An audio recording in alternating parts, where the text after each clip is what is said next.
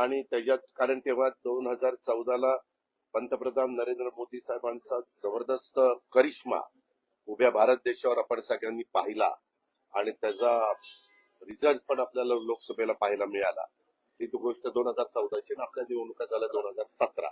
त्याच्यावर ती निवडणूक झाल्यावर देवेंद्रजी पण इथं मुख्यमंत्री झाले. त्याच्यावर दोन्हीकडं बीजेपीचं सरकार आलं आणि त्याच्यातून त्यांनी आपला पक्ष वाढण्याच्या करता आपल्याकडं असणाऱ्या कार्यकर्ते स्वतःकडे ठेवून अधिकचे इतर पक्षातले कार्यकर्ते घेऊन त्यांनी ती वेगवेगळ्या महानगरपालिका ताब्यामध्ये घेतल्या.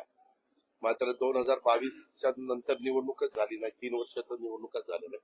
आता त्या निवडणुका होऊ घातलेल्या आहेत.